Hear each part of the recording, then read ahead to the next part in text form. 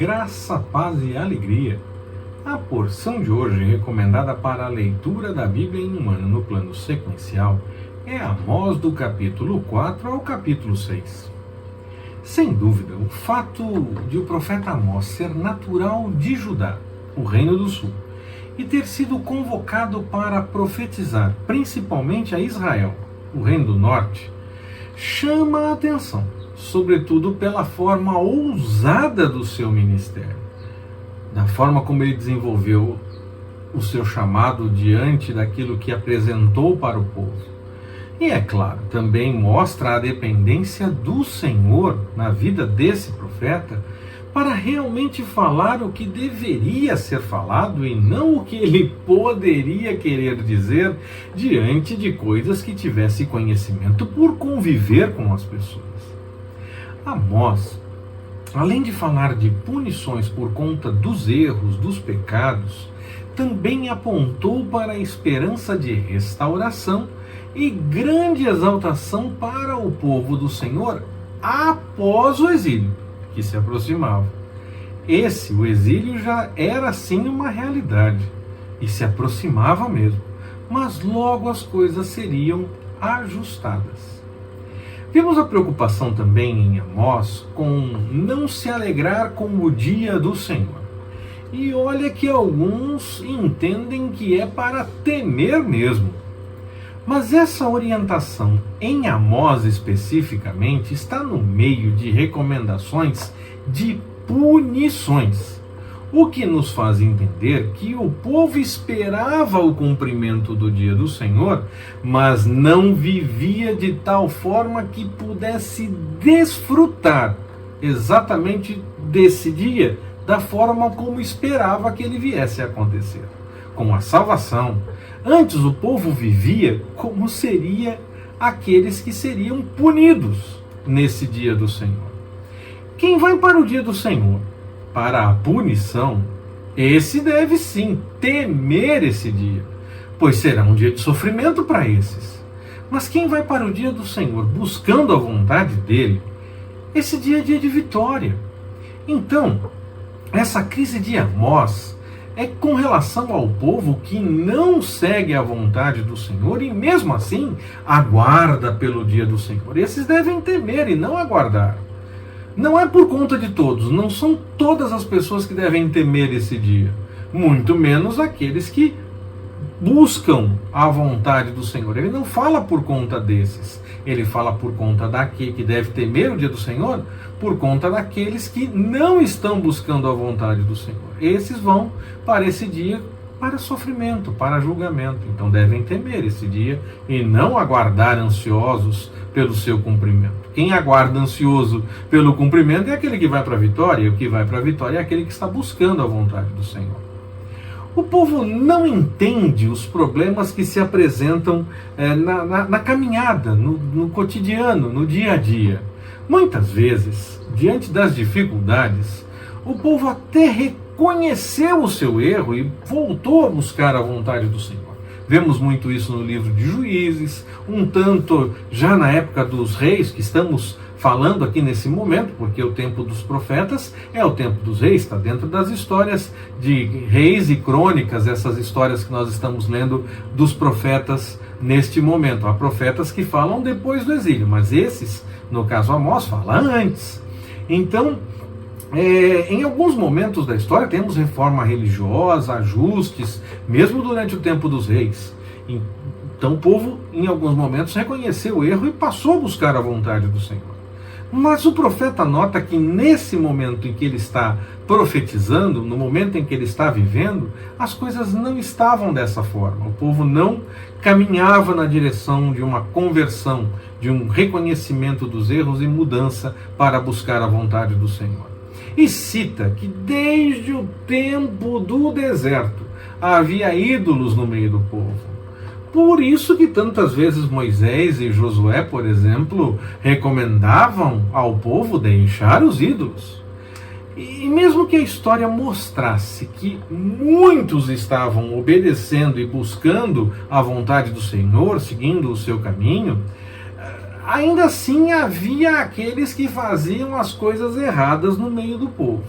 E nós sabemos que um pouquinho de fermento já dá conta de toda a massa, não é verdade?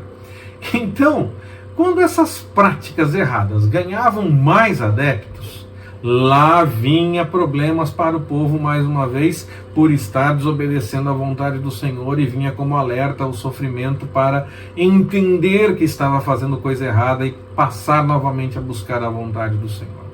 Mas sempre teve no meio do povo alguém que buscasse as coisas de forma errada, mesmo quando a história mostra momentos de vitória. Sempre houve quem buscasse alguma coisa da forma errada. E não é diferente do que acontece em nossas comunidades hoje em dia.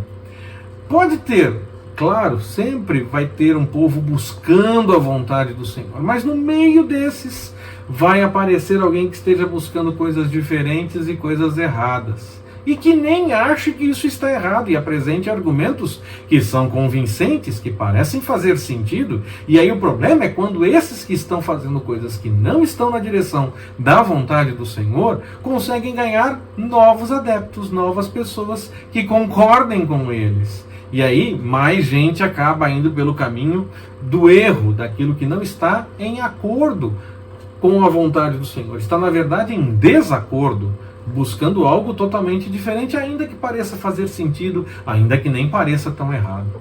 Nós temos que buscar, então, no Senhor, para que não sejamos nós influenciados pelos que fazem errado e que muitas vezes estão perto de nós. Antes que nós possamos, com a nossa vida, dar testemunho para que haja mudança na vida de mais pessoas. Quem é de tradição wesleyana ou conhece a história de John Wesley deve saber que ele era também conhecido como um tição tirado do fogo. Como na passagem da nossa leitura de hoje nós temos essa expressão, estou trazendo essa curiosidade rapidamente. Ele era assim conhecido porque, quando criança, foi salvo de um incêndio na casa de seus pais, na casa pastoral, já que o seu pai era também um sacerdote. Ele então foi salvo desse incêndio e passou a ser conhecido como um tição tirado do fogo. Apenas uma pitada de história, levando em conta uma citação de texto da porção que nós temos para a leitura no dia de hoje. Voltando então para o texto. O povo gostava das celebrações e gostava das ações externas que realizava para mostrar que seguia a lei. Mas o Senhor não busca esse cumprimento por mero legalismo desde o tempo da lei. Fazer apenas porque é certo, porque está lá escrito que tem que ser feito, apenas para mostrar para os outros que faz. Não.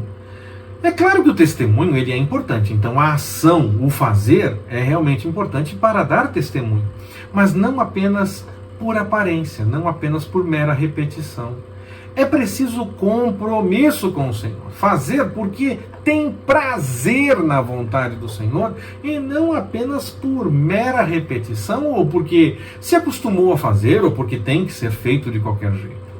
Muito mais que fazer sacrifícios, fazer as festas, fazer as celebrações, e que a lei previa que tudo isso fosse feito, mas muito mais do que simplesmente fazer isso, o Senhor buscava por pessoas que fossem verdadeiramente comprometidas com Ele e que se preocupassem em ajudar o próximo, em conviver bem com as pessoas, tudo desde que estivesse ao alcance das pessoas fazer dessa forma. Quando dependesse então do outro, claro, às vezes não é possível. Quando depende do outro, às vezes não é possível que a gente consiga fazer todas as coisas. Mas no que depender de nós, nós devemos tomar cuidado com a observação dessas coisas por compromisso com o Senhor. E não apenas porque, tem que fazer. A lei previa sim os sacrifícios, as festas, tudo isso era realmente necessário. Mas não era para ser fruto de mera ação. Era para ser fruto, o testemunho da ação desses atos deveria ser a revelação de um compromisso, de um coração que tinha compromisso com o que deveria ser observado na presença do Senhor. Quando nós achamos que estamos mais fortes, nós podemos nos acomodar na nossa capacidade. Nós devemos sempre confiar no Senhor. Porque o nosso melhor cuidado, e nós devemos sim tomar cuidado e da melhor forma possível, fazer as coisas da melhor forma que pudermos fazer, mas ainda assim, mesmo o nosso melhor será nada se não for o Senhor se não contarmos com o cuidado dele. Não devemos descuidar das nossas responsabilidades e de buscar o melhor dentro das nossas capacidades, mas nunca podemos achar que temos algo porque nós fizemos alguma coisa. Sempre, sempre será o Senhor. Que Ele nos abençoe. Forte abraço, até mais, permitindo o Senhor.